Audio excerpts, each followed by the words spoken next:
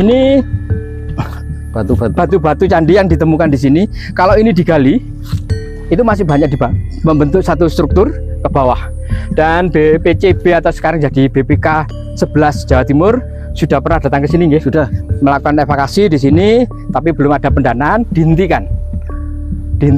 Mereka BPCB maupun juga menengarai ini adalah candi, bangunan susunan candi yang ada di sini.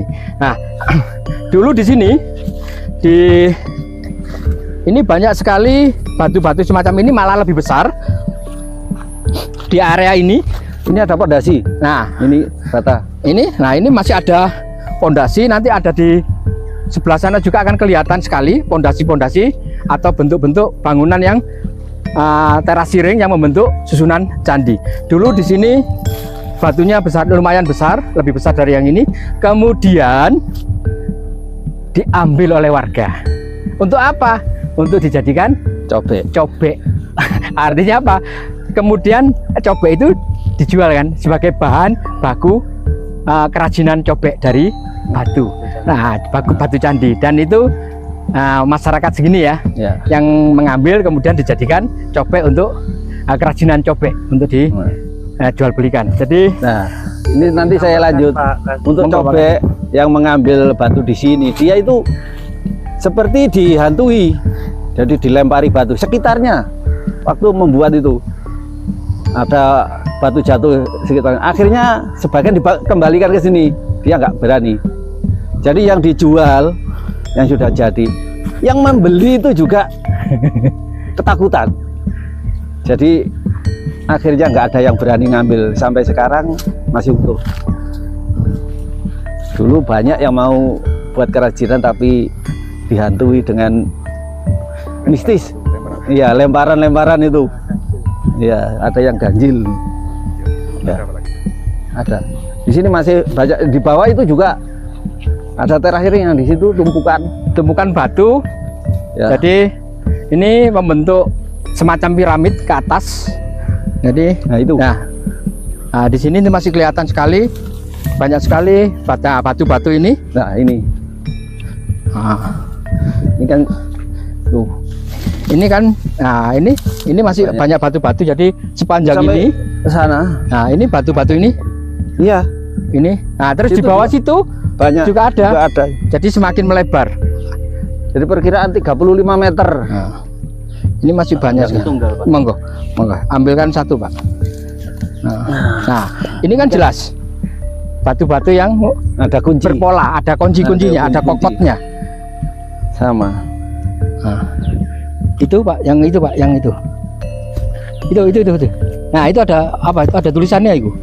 Sebentar Pak. Itu yang kanan sampan. Nah, coba ini.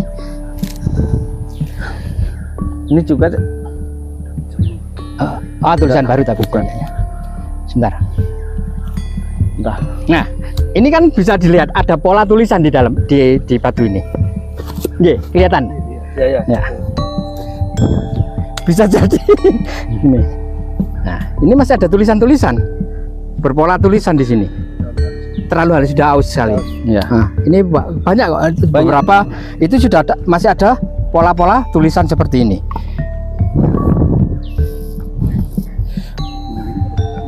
Candi. Yakin, makanya dari dulu sesepuh-sesepuh di sini menyebutnya area candi. Karena kalau dulu sebelum tertimbun di situ kata nenek moyang ada pintu masuk. Jadi ya ada pintu gerbang. Pala. Nah, itu loh. Dan pernah masuk ke candi. Pernah ada yang mau cari harta karun. Ini menggali di sebelah situ. Dalamnya 1,5 meter. Akhirnya dia nggak mau melanjutkan karena terlalu gembur, takut jeblung. Terlalu gembur tanahnya. Ya. Jadi bukan tanah yang asli. Tanah kan biasanya keras. Seperti ada ruangan. Makanya dia akhirnya lari. Dan dapat ya yang saya kasihkan gambarnya Pak Seto yang dapat lingga itu aja. Nanti bisa dilihat. Beliau masih menyimpan arca totok kerot dan lingga. Ada di rumah beliau. Memang diambil dari sini, kemudian diamankan di rumah beliau. Sampai sekarang ada barang. Masih ada di sana. Nanti kita bisa mampir ya, melihat barangnya nanti. Ini barangnya. Nah, seperti ini. Nah, itu disimpan oleh beliau, diamankan oleh beliau karena takut kalau ditaruh di sini Hilang lagi. hilang lagi nanti. Nah, sama ini. Arca. Arca. Ada di rumah ya? Ada. Ini ditaruh di emperan rumah biar untuk kenang-kenangan. Nah, seperti yang saya katakan tadi bahwa Ganten ini adalah area peperangan antara Tumapel dengan Kediri ketika era Rangga Rajasa Sang Bumi yang kita kenal dengan Ken Arok mengalahkan Jayanegara atau Dandang Gendis. Area peperangannya adalah sekitar sini, sehingga Di kampung Ganten. di Ganten ya, Kertanegara ya, atau Dandang Gendis ya. Nah, oleh sebab itu maka kita meyakini bahwa kalau ini dibongkar, BPCB atau BPK 11 kemarin juga mendengarnya sama, ini adalah candi. Cuman karena belum ada biaya untuk evakuasi, maka sementara ini masih dibiarkan. Dan mohon maaf, 2-3 tahun yang lalu bukan bentuk perkebunan tomat semacam ini dulu ilalang. Iya, ilalang semua. Ilalang sudah rembunan gitu. Nah, baru ketika dua tahun ini dimanfaatkan lahan ini untuk perkebunan semacam ini. Kalau dulu enggak, kita awal-awal menemukan menggali itu masih dalam bentuk rimbunan, satu bukit yang cukup boleh dikatakan di sini mengatakan cukup punya energi yang luar biasa, atau nek bahasa Jawa itu angker lah ya. Angker. Jadi dulu mbah-mbah jarang yang berani naik ke sini. Jadi bahkan anak cucu diuling ya. Kalau tidak ada kepentingan yang mendesak dilarang untuk naik. Ya, boleh dikatakan dulu ini angker. Kemudian ketika sekitar tahun 2020 coba kita bersihkan, kita temukan tumpukan-tumpukan batu ini. Walaupun sebelumnya masih ada perorangan yang juga melakukan penggalian-penggalian, ritual dan penggalian-penggalian. Tapi sejak 2020 BPJB juga hadir ke sini untuk melakukan penelitian di sini. Dan sementara memang BPJB seperti saya katakan tadi berpendapat ini adalah candi. Nah, cuman karena biayanya cukup besar untuk melakukan evakuasi, tidak dilanjut, artinya belum ada. Tadi di belakang layar jangan menyampaikan bahwa waktu peresmian tempat ini itu terjadi hal mistis yang di luar dugaan, ada sesuatu yang terbakar, itu apa sih? Jadi di bawah jenengan tadi lihat yang sekarang sudah tidak terpakai, dulu dijadikan semacam pujasera kuliner, warung-warung yang mana untuk menunjang ini sebagai satu tempat destinasi wisata. Awalnya seperti itu. Nah, awal Pak Kepala Desa waktu itu Pak Mulyadi telepon saya untuk diminta untuk hadir. Ketika saya tanya kapan harinya, beliau mengatakan hari Jumat. Kalau nggak salah hari Jumat, saya masih ingat hari Jumat. Hari Rebunya telepon saya. Saya mengatakan, Pak, jangan hari Jumat. Karena sepengetahuan saya dari catatan yang referensi yang kita punya, hari Jumat itu adalah hari terjadinya perang Ganter. Nah, entah karena apa, Kamis malam Jumatnya sebelum peresmian pagi itu, area yang mau diresmikan terbakar. Jam 10 malam. Jam 10 malam itu terbakar. Dan ketika dilakukan penelitian oleh pihak berwajib dalam hal ini Polsek Ngantang, tidak diketahui sumber api itu dari mana. Tapi yang jelas bahwasannya tiba-tiba ada api yang muncul dan membakar area. Sehingga ketika itu Pak Bupati datang ke sini juga tidak disuruh naik ya. Cukup ditarik. Kebetulan juga ketika hari peresmian itu padahal musimnya adalah musim kemarau, hujan deras mulai jam 11 jam 11 siang sampai sore tidak terang. Sehingga Pak Bupati tidak jadi naik untuk meresmikan, hanya singgah di Balai Desa. Jadi malamnya kebakaran, kemudian paginya sampai sore hujan deras tidak terang-terang. Dan itu real, bukan cerita yang mengada-ada. Itu baru terjadi tahun sekitar 2020 ya. 2020 atau 2021 lah. Seperti itu.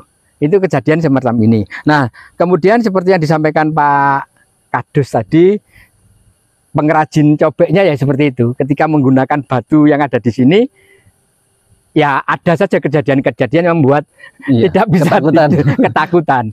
Nah, itulah ya, Wallahu alam kita nggak tahu, tapi itu kejadian nyata, real ya. ada, bukan cerita. bukan cerita. Jadi ini si Orangnya pembeli masih juga. orangnya masih ada, pembelinya, cobeknya yang mengembalikan cobek masih ada, semacam itu. Jadi karena apa? Kami penggiat budaya di Malang Raya, pelestari budaya, kemudian pecinta purbakala, memang menilai tempat ini adalah tempat yang cukup sakral, tempat yang punya nilai sejarah tinggi, sehingga kami berharap Pak Kasun nanti bersama masyarakat tetap memelihara ini agar kemudian tidak terjadi penyelewengan seperti tadi.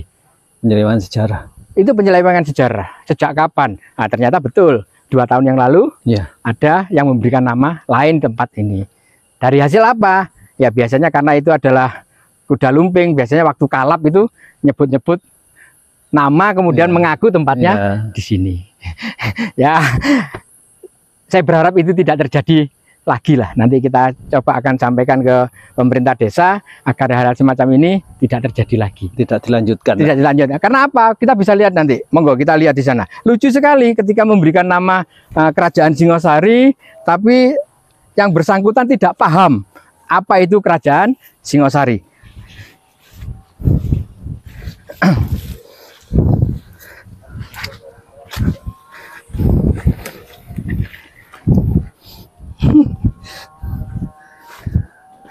Nah, ya, ini tadi sudah saya sebutkan mengatas nama Kerajaan Singosari. Coba kita lihat ini, papan nama yang ada di sini. Di sini dipasang satu banner yang menyebutkan Kerajaan Singosari. Tapi foto yang dipasang, kita tahu di Google ini adalah foto Brawijaya atau bisa jadi Raden Wijaya. Iya, Raden Wijaya. Yang kedua, backgroundnya ini pendopo Mataraman. Nah, Kerajaan Singosari kok pendoponya Mataraman, rajanya kok Raja Majapahit, kan nggak masuk. Artinya apa? Yang masang orang nggak paham sejarah. Dari mana kok ada Kerajaan Singosari? Kerajaan ya Tumapel, kota rajanya, ibu kotanya Singosari. Tidak ada Kerajaan Singosari. Coba dilihat di berbagai prasasti, di berbagai kitab-kitab kuno, penyebutannya adalah Tumapel, bukan Singosari. Karena Singosari hanya sebatas ibu kota atau kota raja. Makanya kita selalu menyelogankan Tumapel Jayati, bukan Singosari Jayati. Jadi ini nanti Pak Kasun tolong yang bersangkutan dikasih pemahaman lah nanti tentang ini. Ini sempat sama teman-teman pegiat di sini sudah dibalik ini. Artinya karena nggak cocok, nggak pas ya. Tapi kenyataannya dikembalikan lagi oleh yang bersangkutan. Itu papan nama kemarin sudah sempat dilepas, ternyata dipasang lagi. Nah, hal semacam inilah. Kalau ini dibiarkan, nanti sejarahnya akan berbelok. Ya. 25 tahun, 50 tahun kemudian ini tidak lagi disebut nanti area candi, tapi malah jadi makamnya Eyang Turonggo Seto. Eyang Nyai Gumiring ya? Iya, Nyai Gumiring. Nanti jadi makam, nanti akan diyakini sebagai makam. Padahal ini adalah sebuah candi. Jangan sampai hal ini terjadi, makanya kita minta ke pemerintah desa melalui Pak Kasun nanti, tolonglah yang semacam ini untuk kemudian dikembalikan kepada sejarah yang sebenarnya. Sejarah tidak boleh diambil dari hasil-hasil trans. Bicara sejarah harus ada data-data empiris. Bicara sejarah harus ada bicara tentang peninggalan arkeologinya. Bukan bicara sejarah berdasarkan hasil kalap. Tidak seperti itu bicara sejarah. Jangan sampai kemudian nanti rusak sejarah Nusantara ini kalau semua sejarah diambilkan dari hasil kalap, dari hasil trans. Tidak seperti itu. Jadi bicara sejarah harus ada data primernya. Tidak sekedar dari hasil-hasil semacam itu. Atau kalaupun punya metadata, maka hanya untuk pribadi. Sejarah metadata yang berdasarkan data metadata dari hasil semedi, hasil macam-macam lah, itu hanya untuk pribadi, tidak untuk konsumsi umum. Kalau bicara untuk konsumsi umum, maka harus punya data primer, baik itu prasasti, baik itu kitab-kitab kuno.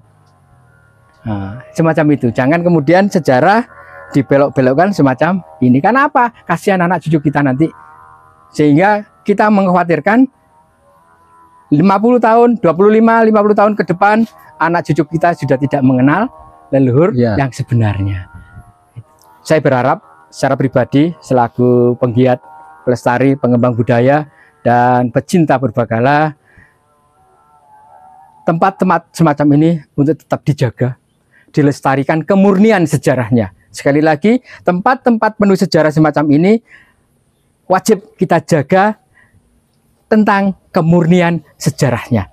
Tidak lagi bicara tentang sejarah yang berkepentingan, untuk kepentingan baik pribadi, kelompok, atau golongan, tapi kita bicara sejarah sesuai dengan fakta yang ada. Itu pesan saya kepada sedulur-sedulur semuanya, dimanapun berada, ketika di tempat Anda ada tempat yang bersejarah, jaga kemurnian sejarahnya.